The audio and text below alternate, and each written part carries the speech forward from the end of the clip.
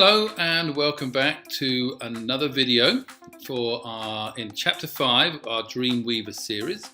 In this video I want to show you a couple of things. The first one is to create your first boxes with the dw0502 div tool, and then what we're going to do from there, we're then going to create another box using relative positioning using the second tool, the insert div tag. So let's talk for a moment about the dw0502 div tool. Well, we're going to be incorporating some CSS into our web page, and we're going to do that by again using the AP div button, AP meaning absolute positioning, and we can draw an area exactly where we want to put it on the page. So let me show you how to do that.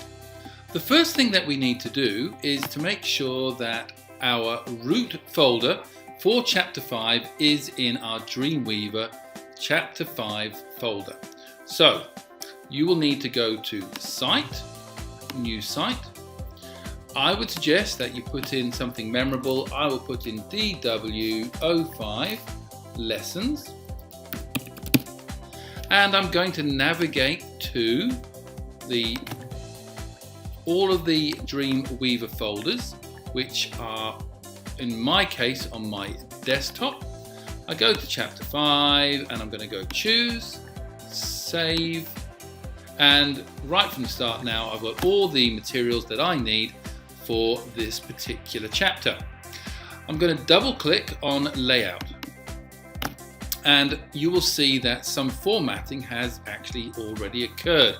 So by going into split, you can see that we have in the header the page title, Organic Utopia homepage. We can see that we have the font selected, which is Arial Helvetica Sans Serif. The font size will be 12. The color will be a gray, #666. The background color is green, and we have a text alignment of left. So that has already been set up and ready to go. Now, what I'm going to need to do is to put in this AP div tag. So I'm going to go to the draw AP div, and I'm just simply going to draw to about the middle of my web page, and then I'm going to go down.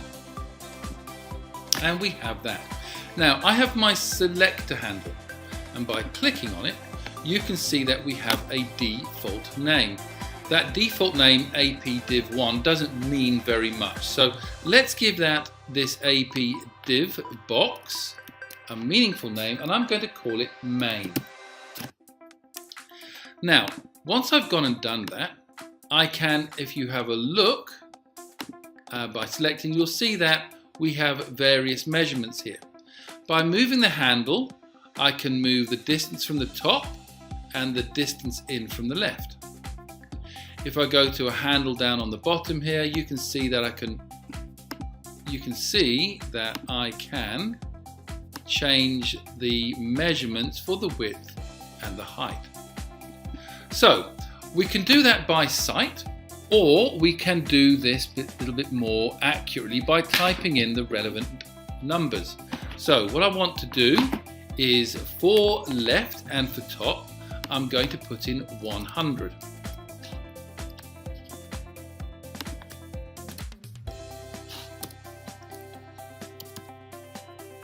Press return each time. Do make sure that there's no gap between the 100 and the PX. And what we've gone and done, we've gone and put in an absolute positioning. So the absolute positioning is measured from this top left hand corner. So from this corner we are 100 pixels down from the top and 100 pixels in from the left. I also want to make sure that my dimensions are accurate as well. So what I'd like you to do, please, is to put in the following dimensions. So for the width, put in 446, and for the height, can you go and put in 340? Again, pressing return or clicking. And the last thing that we want to do is to go to our background color, select white, and we have that. Now I'm going to go File and Save All, And I want to demonstrate to you that this box is not going to move. It's absolutely positioned. So I go File, and I'm going to go into Postioned browser and Safari. Okay, so here's my browser window, and at the moment this box is off to the left. Obviously, if I was to make it about that size, now we get the impression that the box is centered. Well, that's all well and good, but it's not going to really help us, because obviously some monitors are wider than others, and if we're wanting to have our box always centered, no matter what the size of the box or the size of the browser window, we're going to have to do something different. And so in this case, we're going to have to use something called relative positioning. So as I've just gone and shown you, having elements that are absolute will cause issues depending on the size of the monitor. Larger monitors may view the box off to the left, as I showed you, when we actually want it to be centered. In this next exercise, we're going to create a box which we're going to call container. So we've created our first box called main. We're now going to create a second box called container. And this time we're going to give it relative positioning properties and not absolute positioning. What will happen is that the box will stay centered. That's the main box. Well, the container box is going to stay centered. And also any elements like the main, which is going to go into the container box, will also be relatively positioned. Let me show you what I mean. So in this case, what I want to do is I'm going to go over to my insert div tag, and I've got to make sure first of all, though, before I do anything at all, that we have the body is actually selected. I'm going to go into my insert div tag, and I've got to make sure that I have a wrap around selected. I don't want any of these. Wrap around selection is what's required, and the only way you're going to do that is making sure that the body tag is selected. Now, in goes the name of this next box, which is called a container. And once I've gone and done that, I'm going to go and click OK. And I've got my container here. And I'll be wanting to put in some rules. So I've gone and clicked on the new CSS rule. I've gone and made sure that my container is labeled inside the selector name, and I go and do OK. Right, now to put some information in. So first of all, the width. Well, we need to make sure that in order to be able to do that, I go to box. So the width is going to be 750. The height is going to be 1200. And I'm going to make sure that the margin is unticked and that the right is going to be auto, as well as the left going to be auto. Now the auto allows the browser to determine the distance between the left and the right side of the container.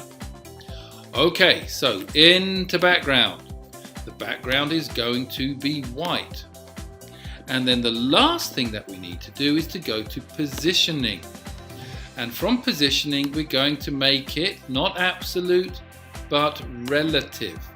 And I'm going to click apply, and I'm going to click OK. Now you can see that the main is now inside the container.